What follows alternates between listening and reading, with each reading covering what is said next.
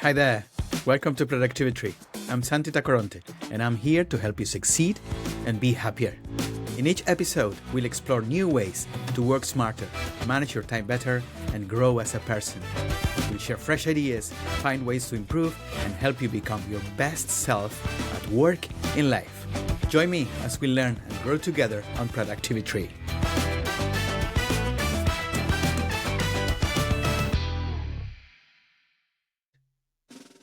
Leslie Ubinacker, JD, is a renowned expert in emotional intelligence, celebrated author, and intuitive life and career coach to top executives and celebrities. With a unique foundation in law, sociology, social justice, and a deep connection to spirit and intuition, Leslie brings a holistic perspective to life coaching. Leslie books and videos go beyond typical coaching by integrating practical tools for emotional intelligence, intuition, and spiritual awareness, with a strong focus on achieving balance, fulfillment, and resilience. With years of experience helping individuals transform their lives, she guides her clients to recognize and harness their full potential while encouraging a deeper understanding of the social structures that influence the journeys. Hello, Leslie. Welcome to Productivi-Tree.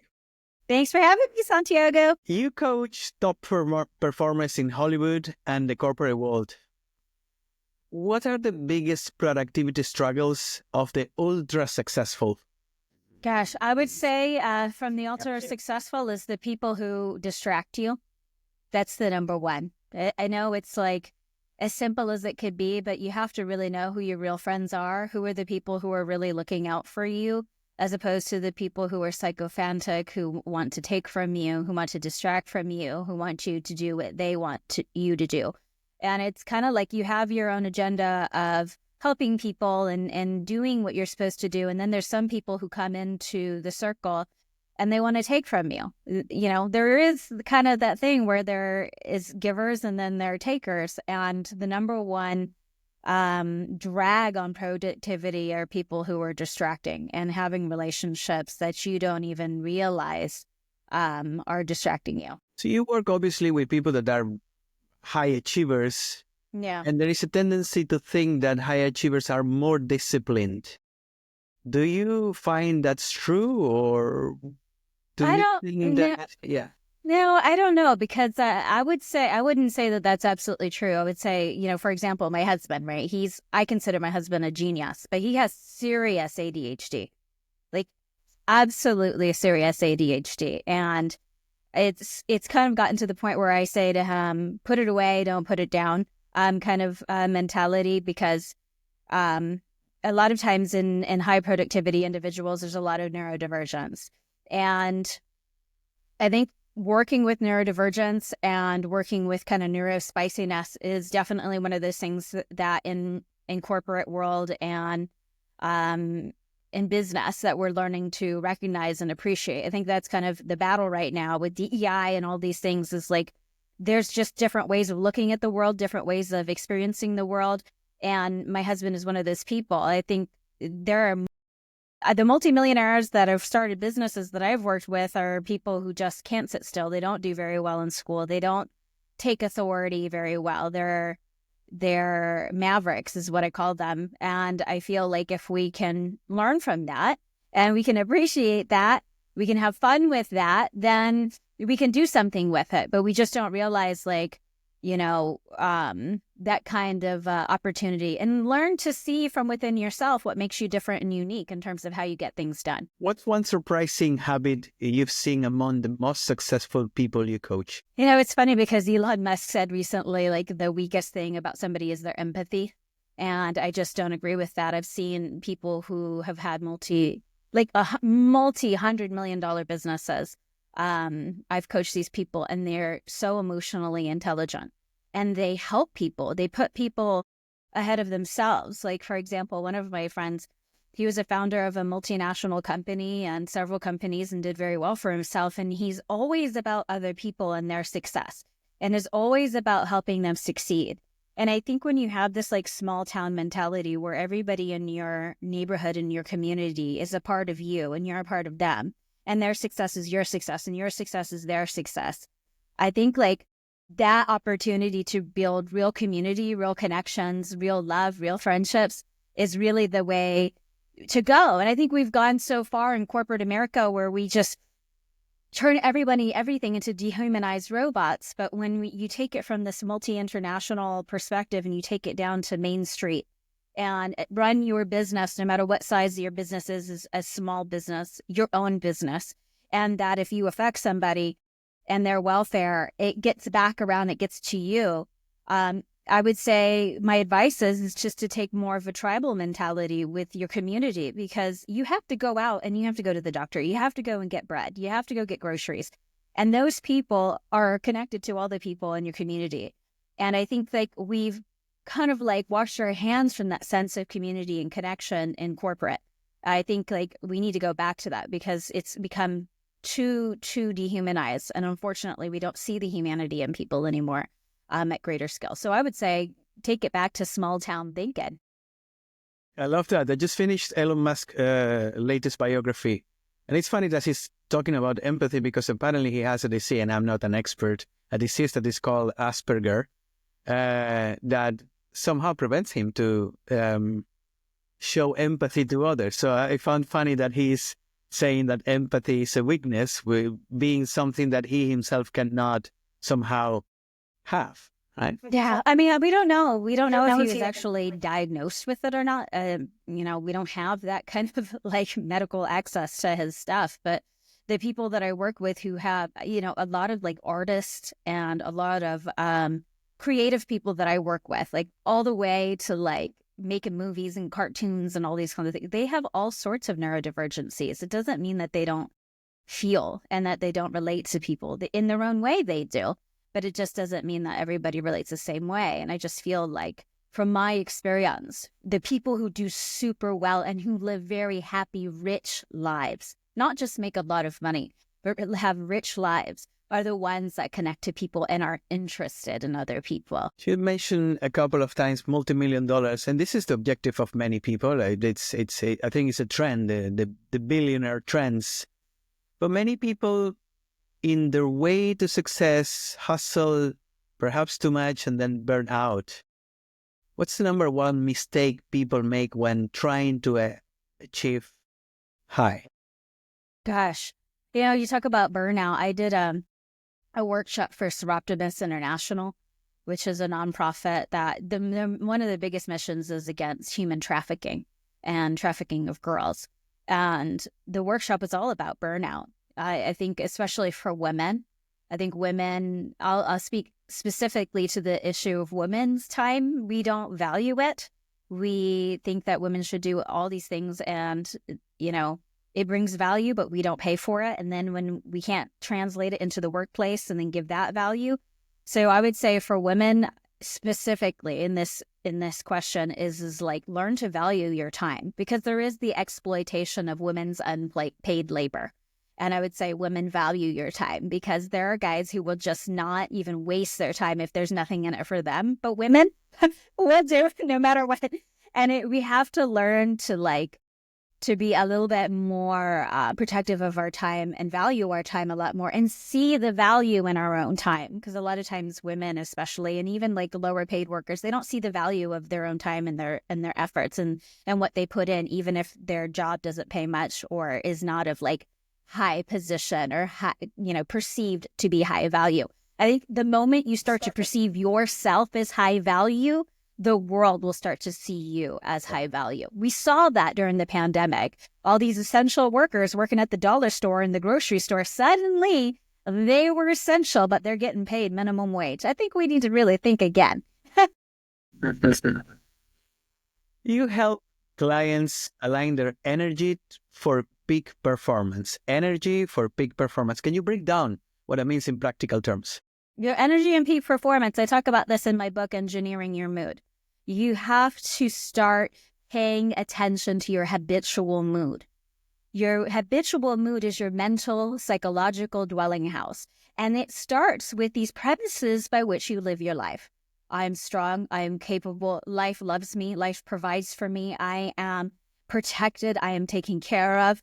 Every day I've got new ideas. I know exactly what to do. And through these premises by which we live our life, we take on a mood, we take on an energy, and then we express what we believe through our internal dialogue, through our actions. So we can become self-affirming in our action or self-sabotaging in our actions. So the key here in terms of your energy and your presence is, what are you saying about yourself, your self-concept, and what are you saying about life, your concept of the world? And what are you saying? And your concept of the world includes other people. So you have to learn to see people and life from a positive point of view, not, oh, they're out to take me, they're out to get me. It's, I have value to give here. I can transform this. And the more you practice getting into that habitual psychological state, priming yourself is what they call it in neuro-linguistic programming, the more you feel like you more capable you feel. But it starts with the self-concept and your self-image and the way you see your world. It starts with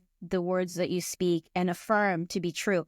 So it's always being very careful about your assumptions about yourself and reality, and having a correct and healthy, powerful self-concept about yourself rather than a very limiting and weak one. Let's move a little bit into productivity. What are some of the most effective time management techniques you recommend to your clients? Highly busy people.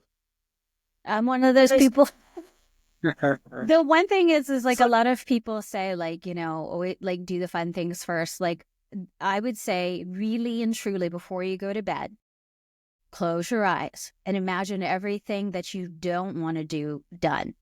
Practice in your mind, very much like professional athletes who I've coached, top of their game. You close your eyes like jet pilots. You close your eyes and you go through the motions of yourself doing it, because it's easier if you're laying in bed or you're just lounging around. So this is very good for procrastinators. You close your eyes and you see yourself doing the thing you don't want to do or you think you can't do. If you see yourself in your mind's eye doing it and it's done, all of a sudden it's really funny. You just get up and you do it. You don't even think about it.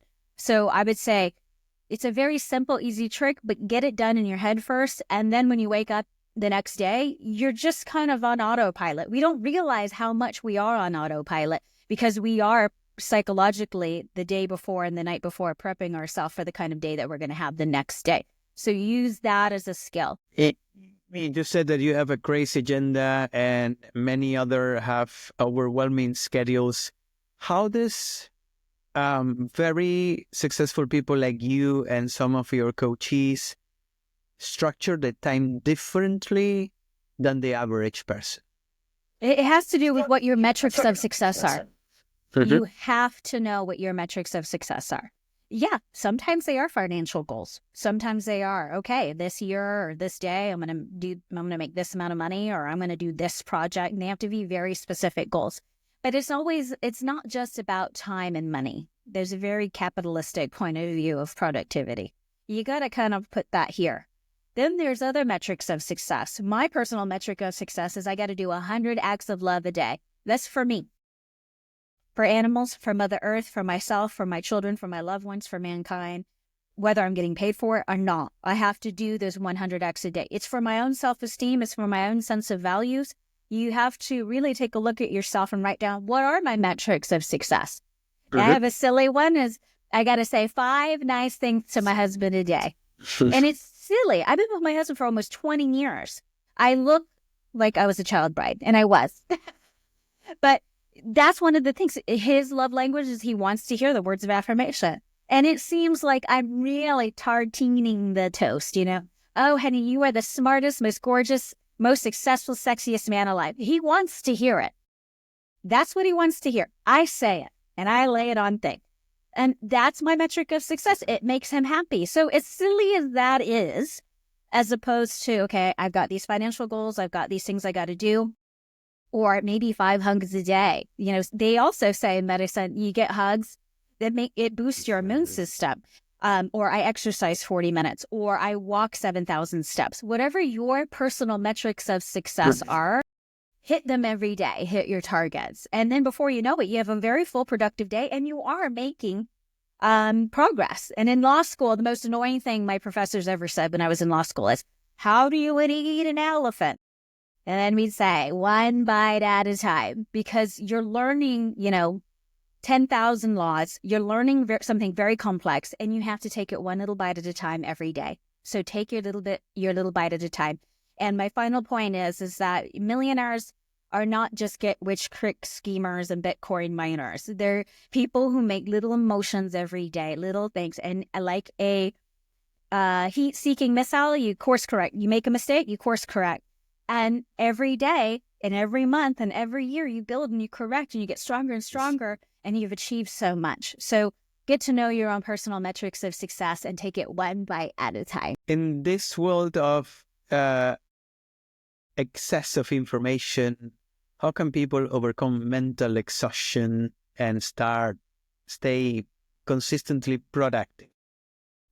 That is a good one. We are getting overwhelmed. I think the biggest warning that I would have for people, especially in the age of massive global propaganda, is somebody trying to inform you and empower you, or are they trying to tell you what to think and what to feel and what to do? And that is a very, very, very fine dichotomy. Sometimes we don't know. So I really want people to start paying attention to, is somebody trying to encourage me to think constructively, originally for myself, to do better for myself, or to do something better for somebody else? Or are they trying to manipulate me, control how I feel, and do something different? So one, recognize your sources.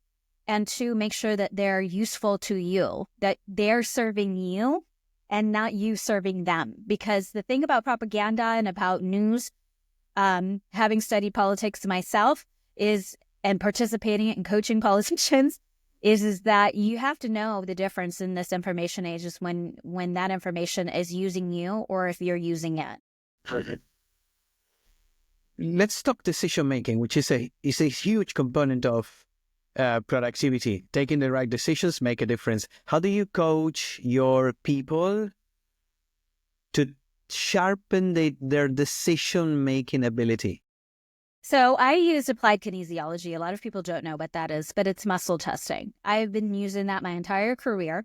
A lot of people don't know what it is. So it's using muscles. So you can use with your hand, you can use with your arm, you could use, front and back. A lot of people think it's pseudoscience, but it's not, because I've learned through coaching so many people, thousands and thousands of hours, that when you help a person get in touch with this feeling inside of themselves, truth feels strong and false feels weak and empty. So once you learn to recognize that feeling, that this feels true, objectively true, not what you want to be true or what somebody's saying is true, what is absolutely true, the more you seek hungrily for truth and you can feel it, this feels right, this doesn't feel right, and really trust your intuition, you're starting to have confidence in yourself, this intelligence from within yourself. And then when somebody's standing in front of you trying to BS you or trying to get you to do what they want, you just know, and this is from thousands and thousands of hours and over a decade, I don't want to date myself, of doing this with people.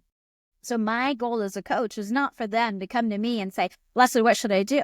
Oh my God, I'd be so exhausted doing that. I already do that with my husband, okay? I want people to learn how to trust themselves and feel from within themselves this inner lie detector and make those decisions based on the truth. Is this truthful information? Is this going to help me? Does this serve me? And learn to ask questions, yes or no, so that way you can start to feel it out and suss it out. So when you get information, you can tell, this isn't right, or, oh yes, this is right, I should take this. Leslie, you talk a lot about intuition. And we are in an age, and this is very close to my heart because I work with data, analytics, and productivity. These days we tell people, forget intuition, use data. Right. So what roles plays intuition in productivity, and how can people develop it? That's a very good question. I like that one.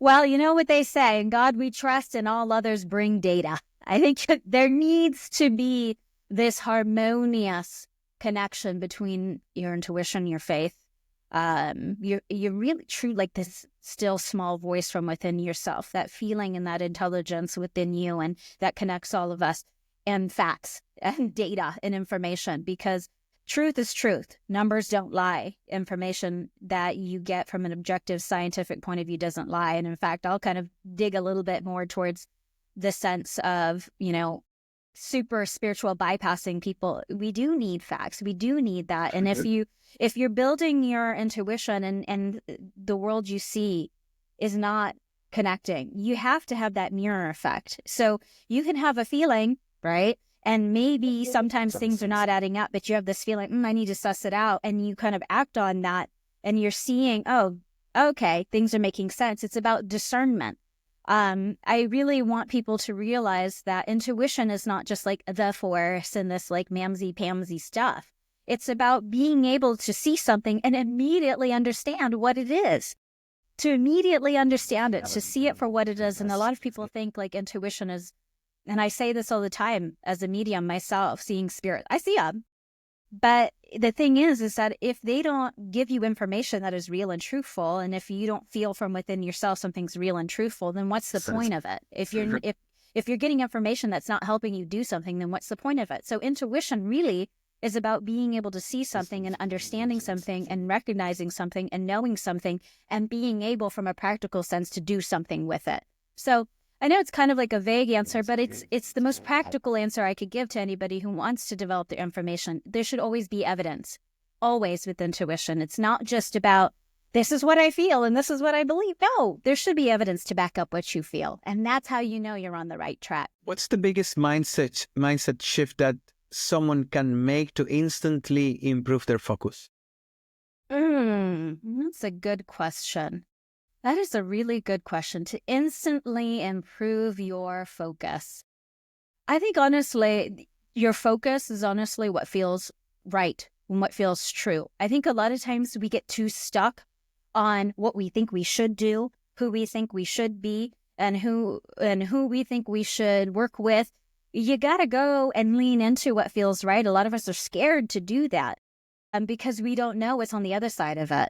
When I coach people, a lot of people think I need to do this, I need to do that. And again, it goes back to the original question you asked me. It's distraction. So if you start going and it feels right and you don't know how it's going to go for it anyway. Go for it anyway and try. Go for what feels right. That right there is your intuition, which leads to your very last question. But really start to go with what feels right and trust it. Trust yourself. Many successful people struggle with work-life balance because maybe being busy or working a lot take them somewhere to a great place. How do you help them stay grounded and live in this small town that you mentioned at the beginning of the interview? You know, it's funny. I used to say it. I had a toxic trait. I get so excited because I want to do everything. I love that I'm alive because I almost died once and I've been in like a near-death experience. And a friend of mine died by suicide. And I realized like, oh my gosh, I'm so lucky to be alive. And I'm so happy to be alive. And my toxic trait was wanting to do everything, waking at 6:30 in the morning and going until 10 o'clock at night. And then I just get tired and then I have to lay down for a week. And that's the thing with high performers and people who have businesses and children and, you know, want to do a million things. And I'm serious. I have a lot of friends who are in the same boat and we burn ourselves out and we can't say no. That's the other thing. Can't say no. We want to say yes and we want to be a part of everything. But the one piece of advice I can say, and I have learned from coaching myself, is rest is productive. You gotta rest. Whether you're going on vacation, whether, you know, rest might be like for me, going to the Yucatan and mountain biking in the jungle. For me, that's my rest. It rejuvenates me and energizes me. But you have to ask yourself, am I allowing time for rest? And myself, moving to France has really been about, okay, I'm going to slow down and I have to be forced to because Sunday the stores are closed. Everything closes at 7 or 8. I would say for high performers, you got to learn to rest because if you don't, you're going to burn the candle at both ends. Goes back to the other question. You're going to have burnout and learn to say no to the things that, as your first question asked, distract you. When you coach rich people, wealthy people, is richness, money, a big driver to happiness? I honestly think for real, and I'm thinking about a lot of people who I know, like huge mansions, estates and stuff. Money can be an impediment. I really do think it can be. Because a lot of times, and this is something a friend, one of the richest people on the planet, has said to me, I don't know sometimes who my real friends are, because you just don't know. You don't know if they're after your money or if they're after who you know. There's that. The other thing is that if you have a lot of money, you get afraid. And then you, for some odd reason, you get afraid that someone's going to take it. And then you start to become, I joke, but you start to become a Republican. So there's that fear. And then the other one is, the third one, is that from my clients, because I used to do a lot of high net worth families, and I would work with the very wealthy parents and then their trust fund babies. So they would have trust fund babies, and then they would fly me and I would coach their children because their children were so sheltered. And unfortunately, money can shelter these children and they don't know how to survive on their own. They don't know how to do it. So then I get hired to teach them how to do it because the parents don't teach them how. So money can be an impediment to happiness. And I don't think these people do it on purpose. I don't really think that at all. I just think that it can be a distractor. And again, it goes back to the other question you ask. I say, and I implore people, know what your metric of happiness and success is, your own personal metric. And that requires you getting in touch with yourself, really and truly getting in touch with yourself. Because to be honest with you, Santiago, I am just as happy, if not happier, when I was having 36 cents in my bank account than, having a ton of money and all the things on the checklist. So happiness is something you can have and experience and embody now, but I warn people, the more you make, which is good, you should have it and you're entitled to it.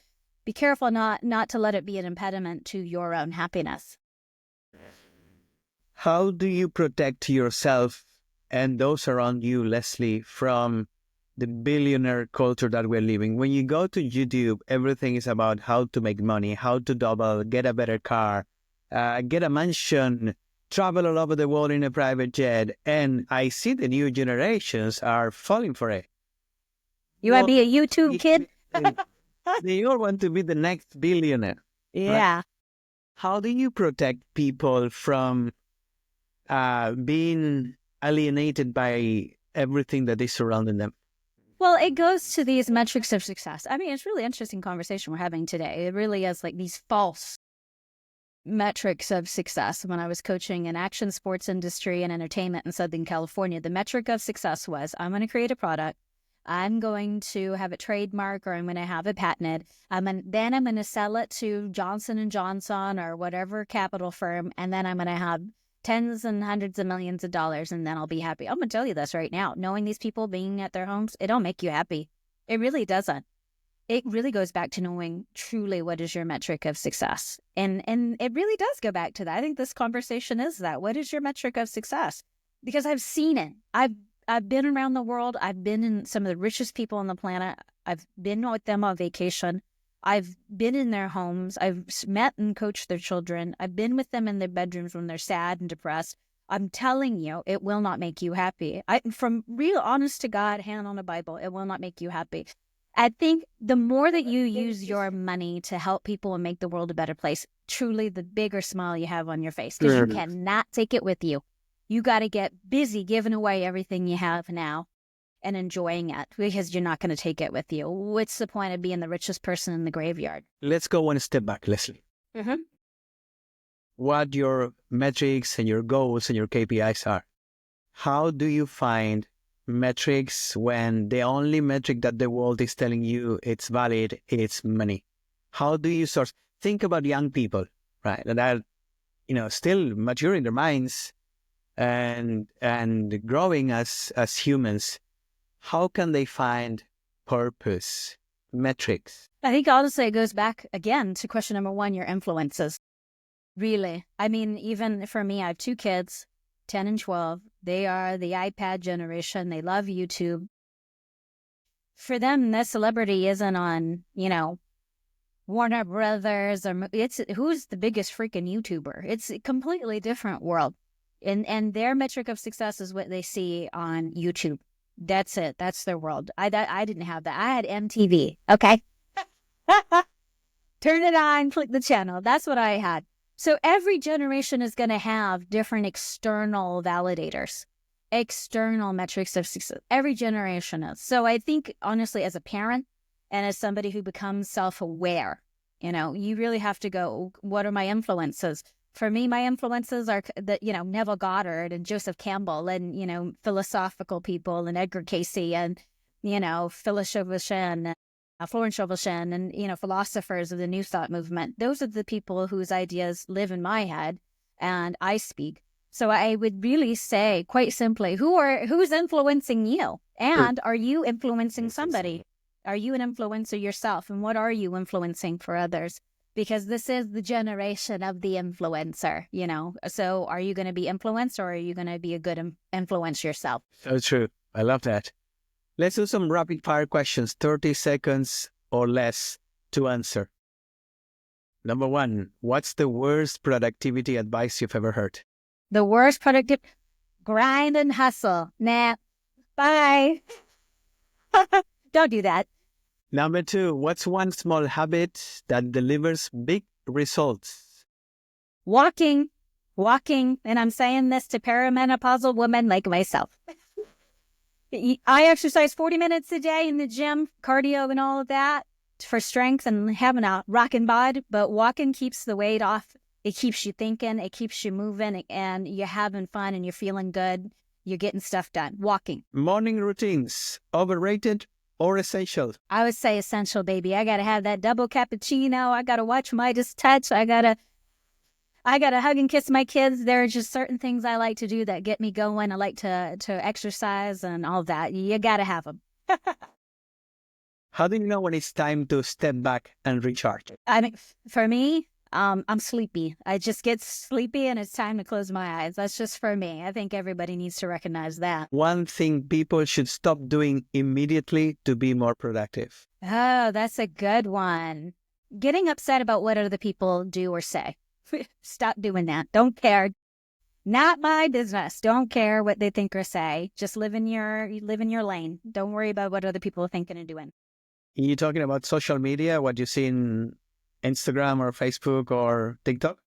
I'll say everything. I was at the ophthalmologist today. The girl was so rude. I don't even know why. And I'm just going, all right, girl, this has nothing to do with me. Next. I just keep moving. I don't take it personal. If you could give one piece of advice to the thousands of people that listens to this podcast on sustainable productivity, steady, continuous productivity, compound growth, Kaizen, you name it, what would it be?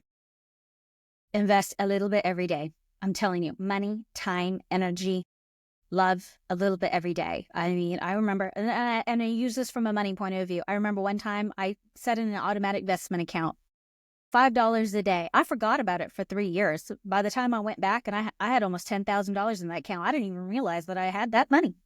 And that's not just about money. It's about love. It's about little things that you do for yourself, a little bit of activity, a little bit of exercise, a little bit. Just do a little bit. If you could do 5 minutes a day, fine. Just do that. A little bit, one little bite at a time. Compounded over time, you'll get those big results. Leslie, where can our listeners connect with you and learn more about your excellent work and soak up some of your energy? I always say, if I could bottle how I feel, I'd be very, very rich.